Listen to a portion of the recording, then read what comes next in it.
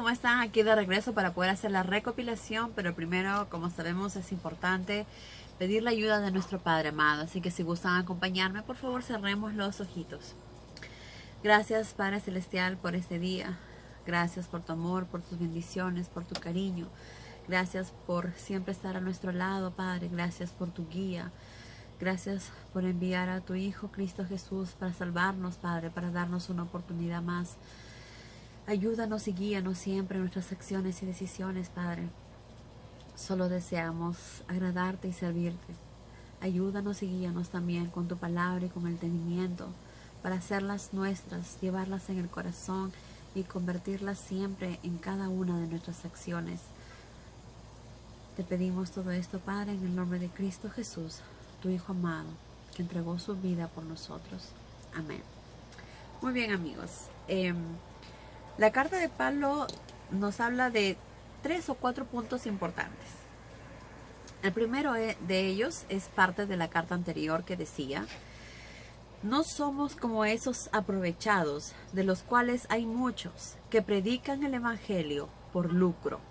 Como sabemos, desde tiempos remotos, como aquí Pablo lo dice, y hasta los tiempos actuales, siempre ha habido gente tratando de aprovecharse de aprovecharse de las personas y sacar provecho de eso, ¿verdad? Tener la oportunidad de aprovecharse de las personas, sacándoles el dinero para poder ellos enriquecerse. Y esto no es algo que nadie sepa, creo que todo el mundo lo sabe, ¿verdad? Y como dice Pablo, se ve que desde tiempos antiguos, ¿verdad? Desde el tiempo de Pablo, esto sucedía. Como sabemos, el ser humano en su imperfección siempre está buscando sacar provecho, sacar ganancia de la situación, de las circunstancias. Entonces esto no es ajeno. Mientras que exista el hombre, habrá esto, seguirá esto, porque tenemos la debilidad frente a eso, ¿verdad? Y si no estamos lo suficientemente fuertes cristianamente, pues es donde cometen ese tipo de errores. Entonces, sí, así como en tiempos antiguos, en la actualidad, sabemos que hay muchas personas que se dedican a esparcir la palabra, entre comillas, porque al final ni ellos mismos la entienden, pero lo dicen como ellos creen que debe ser, o como a ellos les conviene mejor que debe ser, ¿verdad? Para de esa manera poder lucrar y poder vivir de la fe de las personas, lo cual está muy errado, muy equivocado y tan lejos de la verdad. Pero obviamente todo tendrá su castigo. Estas personas tendrán que ser enjuiciados, ¿verdad? Frente al juicio divino cuando Jesús regrese. Entonces, lo importante es que nosotros siempre hagamos las cosas de acuerdo a las enseñanzas de nuestro Padre. Nosotros no somos quien para decir por qué hace eso o por qué no hace.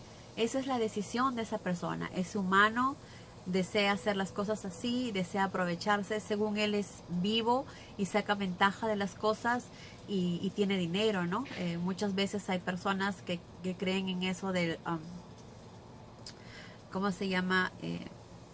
Del diezmo también, ¿verdad? Y se aprovechan de eso y que tienen que dar el diezmo, y estas personas lo único que hacen es enriquecerse y las otras personas quedarse cada vez más pobres, a veces que dejan de comer con tal de tratar de obedecer lo que está en la ley. Pero como sabemos, el diezmo ya es algo que Jesús dijo que ya no era necesario.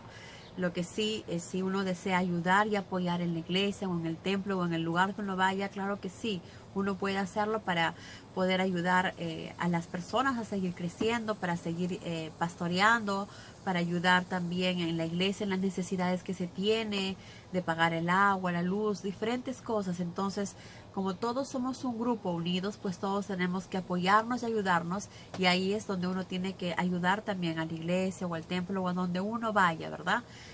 Cumplir con, así como ellos nos brindan ese servicio, nosotros también poder ayudarles a ellos, porque solos no pueden hacerlo, y hay muchos pastores, muchos sacerdotes pues que se dedican solo a eso y necesitan también algo de sustento para poder vivir. Entonces, y eso también Pablo nos explicó que uno tiene que hacerlo, ¿verdad? Pero no es obligatorio dar el diezmo, pero hay algunas personas que sí se aprovechan de eso y que sí lo dicen, que es obligado dar el diezmo, pero solamente buscando el provecho de ellos mismos. Entonces, como dicen, uno cumple con hacer lo que uno debe hacer como cristiano, y si la otra persona no está actuando bien, pues será juzgada también, y eso ya no depende de nosotros. Entonces Pablo dice, habla acerca de estas personas y luego nos dice, estamos ya como esos falsos maestros que siempre se andan ensalzando y procuran siempre llevar consigo cartas de recomendación. No, ¿verdad? No lo necesitamos, dice Pablo. Nosotros no necesitamos cartas de recomendación, ni hacemos las cosas para que los otros vean. Nosotros las hacemos de corazón, servimos a Dios de corazón, y es Él el que nos está mirando, no los demás. Entonces dice, nuestra mejor carta son ustedes mismos. Cualquiera que vean los cambios que se han operado en el corazón de ustedes, sabrá evaluar la buena obra que hemos realizado entre ustedes. Ustedes, exactamente. Un verdadero cristiano, al momento de empezar a vivir como Jesús nos enseña, dando amor y sirviendo a los demás, empezamos a cambiar y empezamos a ver las cosas diferentes. Dios nos da su Espíritu Santo y a través de su Espíritu Santo nos ayuda a quitarnos la venda de los ojos, a ver las cosas diferente, con más claridad, en una forma que quizás antes no la veíamos. Pero eso es solo cuando empezamos, primero creemos en Jesús y empezamos a vivir de acuerdo a lo que Jesús nos enseñó. Porque como sabemos, Él es nuestro modelo a seguir, Él es nuestro rol a seguir. Entonces es importante que hagamos las cosas como Jesús lo hace. Y cuando empezamos a vivir como Él, pues empezamos a cambiar, empezamos a ver las cosas diferentes. Algo en nosotros, sin que nosotros nos demos cuenta, va a ir cambiando. Y cuando va a llegar un momento en que uno va a decir, wow, veo las cosas no como antes, sino las veo diferente. Y todo es eso gracias al Espíritu Santo. Y es así como Pablo dice, esa es nuestra mejor carta de presentación. Ustedes mismos, sus acciones, el amor que dan a los demás, el servir siempre al que más necesita, el estar siempre haciendo la voluntad de Dios, llevando a personas a su casa, invitándoles a comer, ayudando a quien necesita económicamente, dándole una palabra a la otra persona que se siente muy triste, dándole un consuelo. Entonces, somos nosotros mismos, a través de nuestras acciones, la mejor carta de presentación que tenemos de ser cristianos. Por eso, si decimos que somos cristianos, hay que hacer las cosas exactamente como Cristo Jesús nos lo enseñó. Ustedes, dice, son carta de Cristo, escrita por nosotros, no con tinta, sino con el Espíritu del Dios viviente. No fue labrada en piedra, sino en las tablas del corazón humano, porque las enseñanzas de Jesús quedan marcadas aquí, en nuestro corazón. Qué maravillosas palabras, ¿verdad? Maravillosas palabras, las cuales llegan a lo profundo de nosotros y llegan a cambiar y nos ayudan a ver las cosas tan diferentes. Aquí Pablo también nos dice, Dios es la fuente de nuestro poder y nuestro triunfo. Si no fuera por Él, no podríamos hablarle a nadie del nuevo pacto divino. Exactamente. Todo lo que somos, todo lo que hacemos, todo lo que podemos hacer, se lo debemos todo a nuestro Padre amado, ¿verdad? Y eso lo tenemos muy en claro. Desde el momento que abrimos los ojos, nos damos cuenta que Dios nos dio una oportunidad más de vivir, una oportunidad más para poder servirle, para poder hacer su voluntad, para poder seguir aprendiendo de Él, para poder aprender de sus palabras y hacerla nuestra, que llega a lo profundo de nuestro corazón, que empezamos a aplicar, que lo comenzamos a hacer en acción. Todo lo que Jesús nos dice no es para que lo dejemos aquí en el corazón y quede ahí siempre, no, es para que lo apliquemos, es para que lo hagamos, es para que lo convirtamos en acción. Entonces es momento de hacer como Jesús nos dice. Es momento de dar amor al que necesita. Es momento de ver las cosas positivas. Si hay alguien que tiene un carácter horrible, que nos mira horrible, que nos trata mal, oremos por esa persona. Pidamos a Dios que la guíe, que lo guíe con su Espíritu Santo, que le ayude a ver las cosas diferente. Nosotros solamente estamos para dar amor a esa persona, tratar de entender y comprenderla por qué actúa de esa manera, por qué habla de esa manera. Entonces, nuestro deber es entender a nuestro hermano, tratar de comprender y simplemente orar por él, porque la oración es poderosa, amigos. Y ustedes probablemente ya lo han sentido también o vivido en cada una de sus vidas, que la oración es maravillosa. ¿Qué más nos puede dar nuestro Padre? Poder comunicarnos con Él, poder decirle lo que sentimos o decimos o pedirle lo que necesitamos. Como sabemos, Él lo sabe absolutamente todo, pero desea que nosotros lo hagamos, que nosotros le pidamos, que nosotros le hablemos.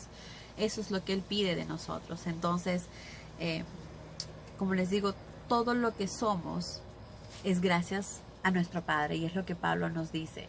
Dios es la fuente de nuestro poder y nuestro triunfo. Con Él tenemos poder, vida y el triunfo. Si no fuera por Él, no podríamos hablarle nadie del nuevo pacto divino. Como sabemos, el nuevo pacto divino se refiere al pacto cuando Jesús murió por nuestros pecados. Ahí se firmó un nuevo pacto entre Cristo, Dios y nosotros. A nadie decimos que tiene que obedecer todas las leyes de Dios o morir, sino que el Espíritu Santo tiene vida para ellos. Dice, si el plan que el plan anterior, plan de los 10 mandamientos, ahora Jesús hizo un nuevo pacto con nosotros, que es mucho más glorioso, es este plan que justifica al hombre ante Dios, porque gracias a la muerte de Jesús podemos estar libres de pecado y justificados ante nuestro Padre.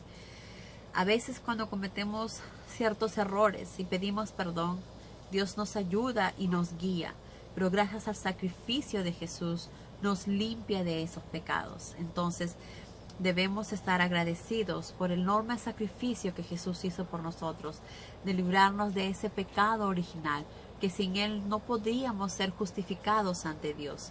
Pero gracias a ese nuevo pacto, a la muerte de Jesús, que recordamos siempre a través de una copa de vino, de un pan, que es el cuerpo y la sangre de Cristo, que murió por nosotros, gracias a ese nuevo pacto, nos da la oportunidad de tener vida eterna. Luego también nos dice Pablo, cubierto también, ciego, estaba el entendimiento del pueblo. En este momento está hablando del pacto del pueblo israelita.